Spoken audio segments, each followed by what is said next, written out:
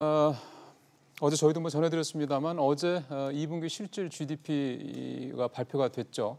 우리나라의 2분기 경제 성적표인데 가장 충격적이었던 부분이 설비 투자가 마이너스로 돌아섰다는 거였습니다. 잘 아시는 것처럼 설비 투자가 줄게 되면 당연히 이 문제가 고용부터 시작해서 소득이라든가 온갖 부분에 다 영향을 미칠 수밖에 없기 때문에 그만큼 중요한 지표인데 이게 이렇게 좋지 않게 나와서 지금 앞서 저희가 말씀드렸던 이런 정부의 어떤 태도 변화, 정책 변화의 근본적인 이유가 됐다는 지적도 나오고 있는데요. 이런 상황에서 좀 발맞춰서 최근에 일부 대기업들이 큰 규모의 투자를 하겠다는 소식들을 좀 꺼내놓고 있습니다. 오늘은 SK그룹 얘기가 나왔는데요. 이 얘기를 가지고 조금 더 자세히 그 의미, 어떤 식으로 투자가 이루어질 건지 짚어보도록 하겠습니다. 이대종 기자 나와 있습니다. 이 기자. 네. SK 하이닉스가 15조 원을 투자한다. 예. 통 큰 투자네요. 그렇습니다. 그 정부 요구 그리고 어떤 그룹 내의 자기들의 어떤 나름의 계획 그 두 가지 차원에서 이번에 좀 15조 원 규모의 투자가 이루어졌다 이렇게 볼 수 있을 것 같은데요. 예. 일단 SK 하이닉스는 최근에 불거진 어떤 그 반도체 고점 논란에도 불구하고 그렇게 되면 고점이었다면 투자금을 뺄 수도 있는 그런 상황이었는데 외려 공격적인 투자 전략을 선택했습니다. 사상 최고 실적을 거둔 이 대규모 수익금을 기업의 어떤 잉여금으로 남겨두지 않고 공격적인 투자를 계속해서 이어가겠다 이런 뜻으로 해석할 수 있습니다. 예. 그룹 차원에서 필요했던 그리고 나름대로 계획했던 투자를 예정대로 진행하겠다 이렇게 볼 수 있는 겁니다. 그리고 또 한편으로 보게 된다면 이번 투자는 지난 2015년 이 최태원 SK그룹 회장이 발표했던 이 46조 원의 이 반도체 투자 그리고 올해 2월에 발표했던 이 정부 차원에서 발표했던 이 반도체 이 산업 발전 전략과도 맞물려 있는 그런 투자 계획이라고 볼 수 있습니다. 계속 이어진다 이 말씀이시군요. 그렇습니다. 그래서 당연히 정부가 요청했던 어떤 투자 확대 그리고 일자리 확대에 대한 그런 요청에 부합했다고 볼 수 있는 투자라는 셈입니다. SK 측은 사실 이번 투자를 두고 약 35만 명의 고용 유발 효과가 있다 이런 점을 강조하기도 했습니다. 예전에도 삼성전자가 반도체 투자하던 어떤 그런 모습을 기억을 해보면 치킨 게임이 끝나고 난 다음에 오히려 더 대규모로 투자하고 그렇습니다. 그렇게 해서 계속 후발주자들과의 격차를 벌렸죠. 그런 시기였었잖아요. 예. SK 하이닉스도 이제 그런 부분들을 잘 참고 삼아 하는 것 같은데 15조라면은 사실 굉장히 큰 돈 아닙니까? 네. 어떻게 투자한다고 그래요? 일단 1차로는 이천 본사 내 이 5만 3천여 제곱미터의 일단 그 메모리 반도체 공장을 짓는 데에 일단 3조 5천억 원 정도를 일단 투자할 예정입니다. 예. 이후 이 필요한 장비 등이나 이런 완공 후에 들어가는 장비 등이 모두 들어가게 되면 총 15조 원의 투자가 이루어지게 되는데요. 당장 공사는 올해 말부터 진행할 예정입니다. 그래서 오늘 2020년 10월을 완공 목표로 하고 있는데요.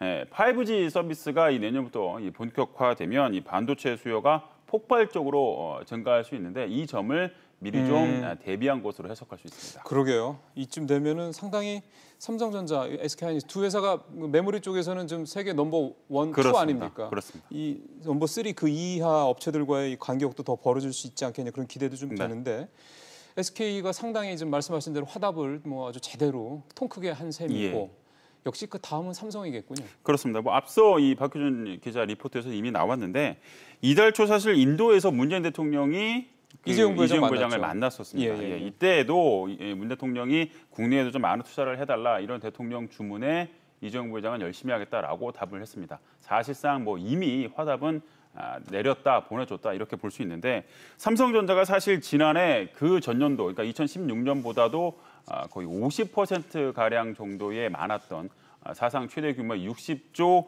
2천억 원을 이미 투자를 한 바 있었습니다. 그래서 올해는 이 투자 규모가 다소 보수적으로 돌아갈 수도 있다. 이런 전망이 있기는 했었는데 현재의 상황만 놓고 본다면 투자 공세는 당분간은 좀 이어지지 않을까 지금 이런 전망이 많습니다. 말씀 나온 김에 그렇습니다. 현대차도 한번 들어봤으면 좋겠네요. 현대차가 요즘에 얼마 전 임단협도 잘 끝나서 비교적 그렇습니다. 조금 홀가분해지지 않았나 싶기도 한데 현대차는 혹시 무슨 계획 나온 게 있습니까? 아직까지 구체적인 계획이 나오지는 않았는데요.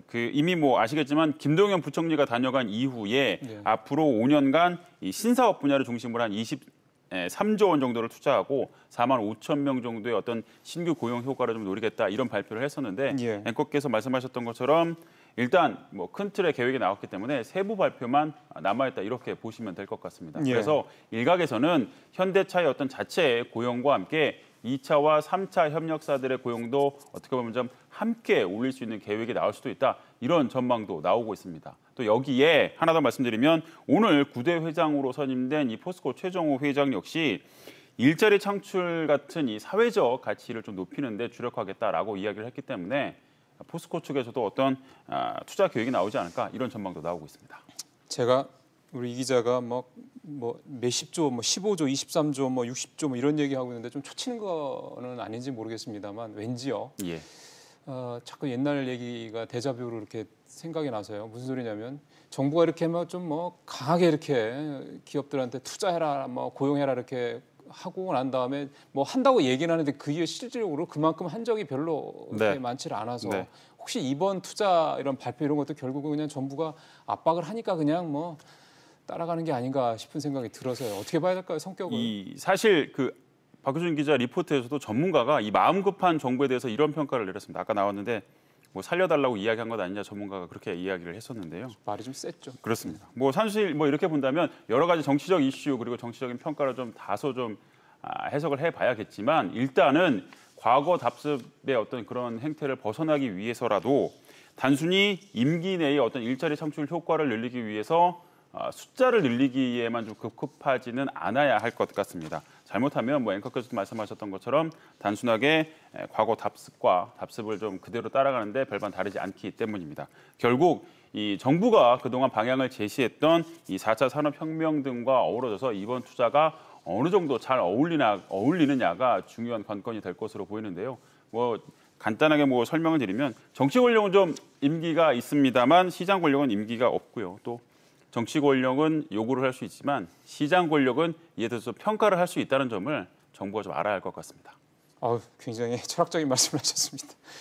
예, 사실은 서로 필요해서 해야 되죠. 네. 투자나 이런 것들을 누른다고 하는 게 아니라. 알겠습니다. 말씀 잘 들었습니다.